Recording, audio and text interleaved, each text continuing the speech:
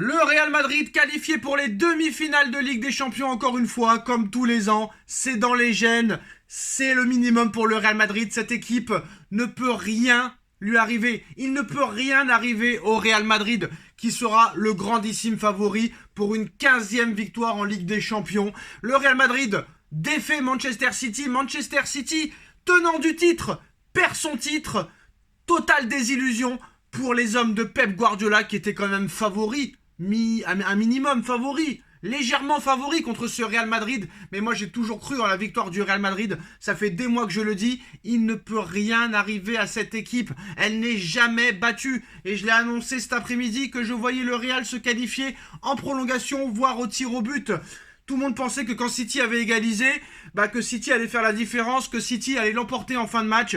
Mais malheureusement, désillusion totale pour les hommes de Pep Guardiola. Erling Braut Haaland, complètement transparent. Et je pense que là, c'est terrible pour Haaland. C'est terrible parce que il a aucun match référence en Ligue des Champions. Il a aucun gros match référence en Première Ligue contre une top équipe, une grosse équipe, mais surtout en Ligue des Champions.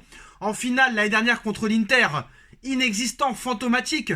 Les 2 matchs contre le Real l'année dernière, complètement fantomatique. Les 2 matchs contre le Real cette année, cette dernière semaine, complètement fantomatique. Je crois qu'il a mis 38 minutes aujourd'hui à faire une passe dans les pieds, une passe réussie. Donc Haaland, surcoté. Donc maintenant, comment ça va se passer pour lui? Je ne sais pas, mais en tout cas, je pense qu'il ne rentre pas dans le jeu de Pep Guardiola. Mais en tout cas, quel travail de Carlo Ancelotti. Tout le monde disait que l'année dernière, c'était fini, que le Real Madrid devait changer d'entraîneur, que le Real devait repartir à zéro. Et Florentino Pérez a redonné confiance à Carlo Ancelotti en le prolongeant, l'ancien coach du Paris Saint-Germain, qui va encore faire une demi-finale de Ligue des Champions. Je sais pas combien il en a fait, entre le Milan AC, entre le Real Madrid. C'est incroyable le palmarès de Carlo Ancelotti, mais le Real Madrid, 14 Ligues des Champions en route pour une 15e Ligue des Champions. Et le Real Madrid est définitivement, quoi qu'il en soit, qu'on le veuille ou non, qu'on aime ou qu'on déteste cette équipe, le Real Madrid, à l'heure où on parle, est le meilleur club du monde. On va pas se mentir. Florentino Pérez est le meilleur président de l'histoire du football. Ce club est le meilleur club de l'histoire de tous les temps du football, avec un palmarès exceptionnel. 14 Ligues des Champions, c'est complètement incroyable. Je ne sais pas si un jour une équipe dépassera le Real Madrid, mais en tout cas, je pense que si un jour une équipe dépasse le Real, on sera tous morts. Mais quelle désillusion pour Guardiola, quelle désillusion pour Haaland, quelle désillusion pour Bernardo Silva, pour Kevin De Bruyne, pour Haaland. Aucun des joueurs de Manchester City, encore une fois, sera Ballon d'Or en 2024. À moins qu'ils fassent un parcours exceptionnel en Ligue des Champions, mais voilà, les Rodri, les Bernardo Silva, les Erling Haaland, les Kevin De Bruyne, les Walker et tout ça, il n'y aura pas de Ballon d'Or pour eux. Là, c'est sûr et certain. Donc c'est peut-être l'année pour Vinicius, pour Rodrigo, pour Mbappé, pour Bellingham. Mais en tout cas, quel match quand même défensivement du Real Madrid. Même si Rudiger est fautif sur l'égalisation du Real Madrid de Kevin De Bruyne, Rudiger est l'un des meilleurs défenseurs du monde à l'heure où on parle. Alors, je pense que Guardiola a fait l'erreur de faire rentrer trop tard Jérémy, parce que Jérémy Doku était vraiment exceptionnel à sa rentrée. C'est lui qui change un petit peu le match et c'est lui qui permet d'égaliser pour City avec ce but de De Bruyne. C'est lui qui fait la différence. Donc voilà. Mais le Real Madrid fait peur. Le Real Madrid, depuis 2011, c'est minimum demi-finale, à part en 2018-2019 et 2019-2020. Soit c'est demi-finale, ou soit c'est vainqueur de la compétition. Et quand le Real va en finale, t'as 9 chances sur 10 que le Real gagne la compétition. Vinicius Junior, exceptionnel. Rodrigo, remarquable, resplendissant. Le but est à montrer dans les écoles de football. Le but de Rodrigo, il est exceptionnel. Le contrôle de Bellingham et l'enchaînement, c'est digne de Zidane. Ce qu'a fait Bellingham avant de passer la balle à Rodrigo, c'est digne de Zidane, de Ronaldinho. Honnêtement, ça m'a impressionné et j'ai eu les frissons. Honnêtement, j'ai eu les frissons lors de cet enchaînement de Bellingham.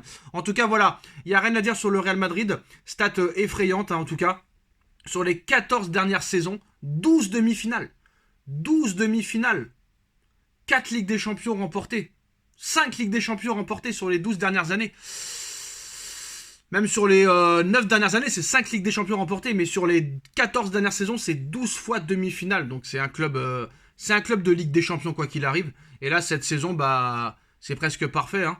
Franchement, hein. Première en Espagne, premier du championnat. Là, le Real Madrid bat le tenant du titre au tir au but et rejoint les demi-finales. Donc le Real Madrid, les merengues, iront défier le Bayern de Munich dans le dernier carré de la Ligue des Champions. Les deux anciens coachs du Paris Saint-Germain vont s'affronter. Carlo Ancelotti avec le Real versus Thomas Tuchel avec le Bayern de Munich. Quoi qu'il en soit, si le Paris Saint-Germain bat le Borussia Dortmund et que le Paris Saint-Germain va en finale de Ligue des Champions, le Paris Saint-Germain y retrouvera, quoi qu'il en soit, un ancien coach. Ce sera soit Ancelotti, soit Thomas Tuchel, mais bien sûr, il faut passer l'obstacle Borussia Dortmund d'abord, et c'est loin d'être fait. En tout cas, Bellingham est exceptionnel, mais Rodrigo, je l'ai trouvé remarquable. Rodrigo, c'est un joueur dont on ne parle pas beaucoup, et pour moi, Rodrigo, c'est un joueur sous-coté. Sous-coté parce que on parle jamais de lui, il fait jamais d'histoire, il est très humble, il est très discret, il est dans l'ombre, mais c'est un phénomène. Voilà, moi je vous le dis, Rodrigo, phénomène. Bellingham, quel joueur. Parce que Bellingham, à la base, c'est un milieu de terrain. Mais le mec, il peut jouer 9. Il peut jouer 10. Il peut jouer 8. Il peut jouer 6. Et quand t'es aussi polyvalent que ça, et qu'à tous les postes qu'on te met, t'es performant, bah ça veut dire que t'es un grand joueur. Et pour moi, Bellingham est un grand joueur. Bellingham sera un candidat au Ballon d'Or. Rodrigo sera un candidat au Ballon d'Or. Vinicius Junior sera un candidat au Ballon d'Or. Nacho dans l'axe, il a été exceptionnel. Lunin, il a été exceptionnel. Carvajal à droite, malgré son carton jaune, a été exceptionnel. Voilà. Après, j'ai un peu moins aimé Camavinga et Valverde, mais Mendy aussi à gauche qui fait un très bon match. Et Mendy, s'il n'est pas blessé, c'est l'un des meilleurs latérales gauche du monde avec Nuno Mendes. J'ai pas peur de le dire. Donc voilà, le Real Madrid est un grand club. Le Real Madrid sort Manchester au tir au but. Et en plus de ça, la séance de tir au but, elle est incroyable. City qui mène 1-0. Le Real, Modric, qui rate son penalty. Tu te dis, ça y est, c'est fini. La chance est oubliée. La chance a quitté le Real, a quitté les merengues, a quitté la Maison Blanche. Et ils arrivent quand même, avec un penalty raté de retard, ils arrivent à retourner la situation et à se qualifier au tir au but. Cette équipe n'est jamais finie. Combien de prolongations ils ont fait le Real Madrid cette année?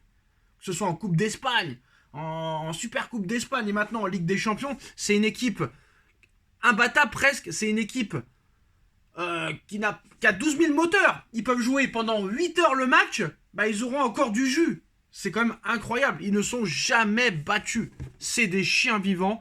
Mais voilà, c'est pas beau à voir. C'est pas du beau jeu. Mais quoi qu'il en soit, c'est des soldats. C'est des joueurs qui sont présents au bon moment. Un entraîneur qui gère bien son équipe. Un président qui gère bien ses troupes. Qui a fait de ce club une énorme institution. Et voilà. City, moi, ils m'ont déçu. Honnêtement, City, j'ai été déçu parce que City n'a pas joué comme Manchester City joue d'habitude. Je sais pas ce qu'a voulu faire Pep Guardiola, mais on n'a pas vu le City de d'habitude. Alors, est-ce que c'est le Real Madrid qui les a empêchés de jouer comme d'hab?